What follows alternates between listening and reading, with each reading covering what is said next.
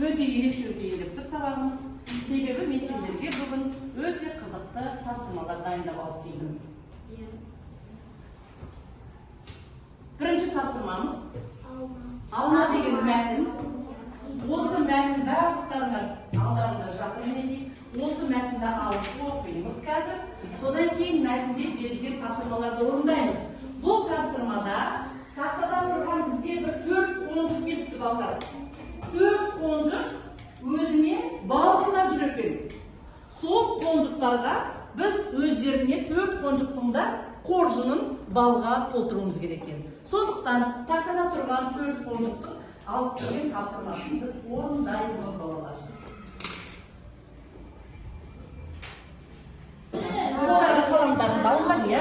Ал оқып отырамыз түбірді, екеуіне бір мәтін.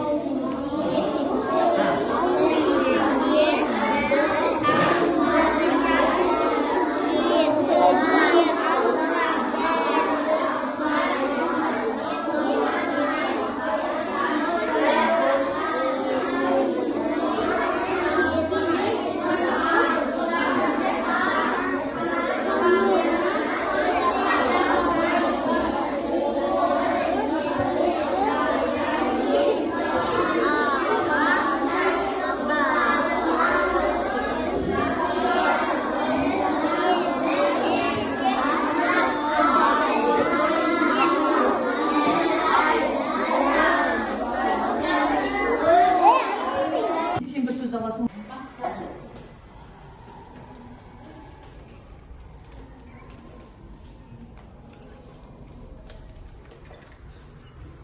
Заттың қимылын білдіретін сөздерді, заттың санын білдіретін сөздерді тауып, өз ретіменен орналастырып жатыр. Тамаша.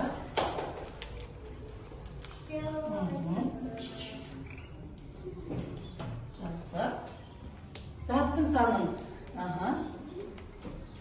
Жақсы. Іңкәр қынжылды. Не істеді? Қайтты. Қынжылды. Айрылдады. Тамаша. Тамаша. Қимылын білдіретін сөздерді. Заттың қимылын білдіретін сөздер. Диас айта ғой. Заттың қимылын білдіретін сөздер. Қандай сөздер деп аталады? Зат есім. Зат есім деп аталады. Жақсы. Заттың санын білдіретін. Зат есімнің сұрақтарын кім айтады? Мен. Айта ғой, Даниял. Тамаша. Келесі. Сан есім дегеніміз не? Айлана? Айлана сан есім дегеніміз не? Тамаша.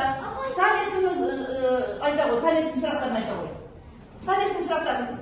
Айсана? Сұрақтарын айта ғой. Сұрақтары. Қанша? Жақсы. Диас айта ғой сұрақтары сан есімнің. Сан есім дегеніміз заттың санын білдіретін сөздер. Тамаша. Сұрақтары? Апай. Сұрақтар айта ғой Бекнұр. Қанша, неше, нешінші. Тамаша. Мына қонжық бізге заттың санын білдіретін, заттың сынын білдіретін сөздерді мына қонжыққа береміз. Заттың атын білдіретін сөздерді мына қонжыққа жинап береміз. Кім шығады тақтаға? Заттың сынын білдіретін сөздерді табамыз.